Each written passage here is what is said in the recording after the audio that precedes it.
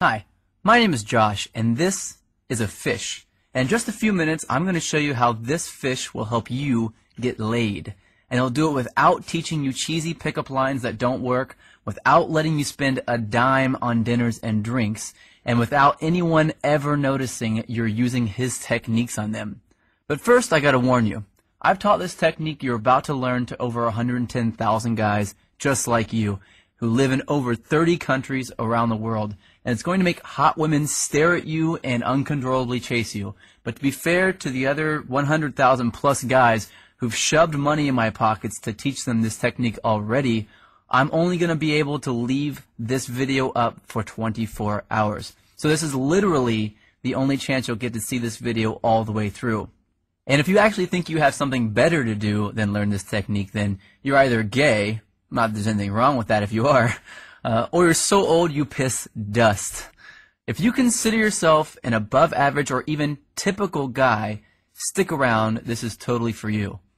And if you watch until the end of the webinar, I'm going to give you the system that is literally step by step and is proven to create sexual intrigue that is so compelling and so powerful that almost any girl you use it on will find their panties around their knees, soaked to the max, before she can even say, "My name is." Listen, I've pulled this off so many times, I've lost count. It even works if she thinks you're unattractive. In fact, if you follow my step-by-step method to the letter, it's literally out of her control. She has to respond. Wouldn't that be a secret you'd love to know? Well, this is a fact. All women go through the same exact process every time they decide to sleep with a guy. And trust me, you've never seen anything like this before, so make sure you watch this video to the very end. But first, I'm going to tell you a sex story. Yeah, I know most guys would tell you all about their different media appearances they've done, all the books they've authored, blah, blah. And yeah, I could bore you with that crap. I have a credentialed resume that would make the biggest player you know run home to his mama. But listen, if you're smart, you don't give a damn about that. And I bet you don't. You probably just want the juice, the secret sauce. And I'm going to get to that in just a few seconds, right after my sex story. Deal? Cool. So how did this skinny little loser-looking dude go from 0 to sleeping with up to 15 new hotties a month? Did I get rich? Did I memorize line after lame-ass line? Did I put on pheromone cologne? Hell no. The truth is pretty brutal. I was an absolute leper with women until I discovered this system. If you looked up whipped in the dictionary, it'd say, "See Josh Pellisier." In fact, if I hadn't hit complete rock bottom, I'd probably still be terrible to this day. You see, several years ago, I was living with my complete ice queen of an ex-girlfriend in North Carolina. She was hot, young, and she knew it.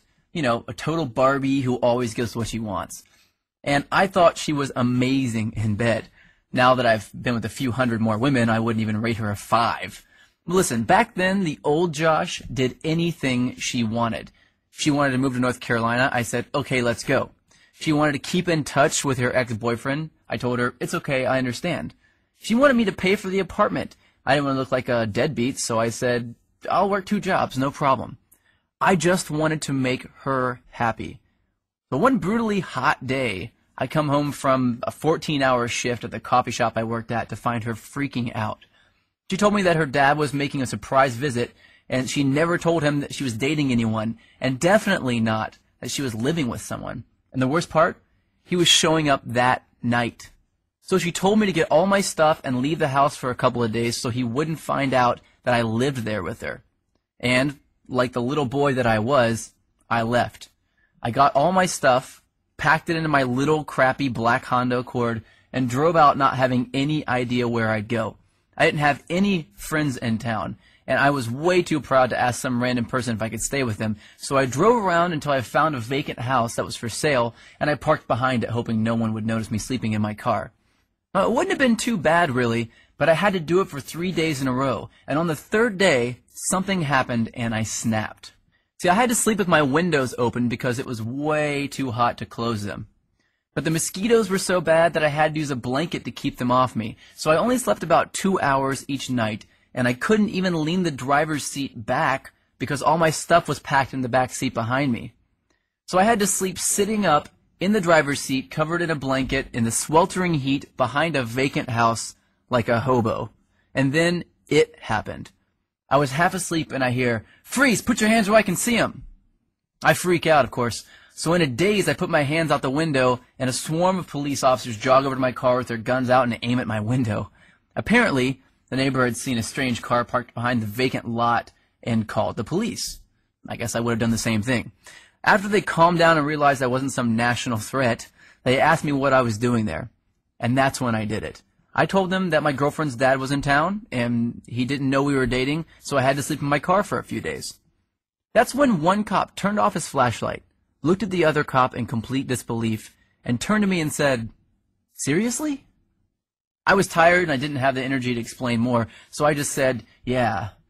I think he was still trying to be professional, so he told me that I needed to go somewhere else, and he told me to try sleeping in the Walmart parking lot. And as he was turning to walk back to his car, I heard him say, "Poor bastard." The rest of the night, I did some serious thinking. I sort of had to because I couldn't go to sleep. Have you ever been so tired that you can't fall asleep? Well, that was me. I just sort of woke up and realized that I was a complete and utter wuss. I was a sorry excuse for a man. If my dad knew how much of a wuss I'd become, he'd be disappointed. So that night, I wrote a note to myself on a piece of notebook paper that said, "I will get this attraction thing handled, or I will die trying." I still carry that note around with me to this day. So I grabbed the first thing I knew to look at out of my back seat, my psychology notebook from when I went to college in Florida. I opened randomly and I started reading, and I didn't know if I was delirious from no sleep for 3 days or if something just snapped and my IQ jumped 50 points, but I suddenly noticed a theory that my professor taught me that just went in one ear and out the other. Propinquity. It's a $10 word, which is probably why I never remembered it in the first place. So I read all my notes on this propinquity thing, and I thought, well, screw it. What the hell do I have to lose? I'll try it out tomorrow. So the next morning, after rinsing off with paper towels in the bathroom at a place called Panera Bread, seriously, I went into work and I started using it on the customers. The first time I used it, nothing. The second time, nothing again. But the third time, she smiled, asked me my name, and said she'd like to hang out after I got off work. I thought, holy crap, it actually worked. So that night I hung out with her for an hour or two. No, nothing happened with her because I still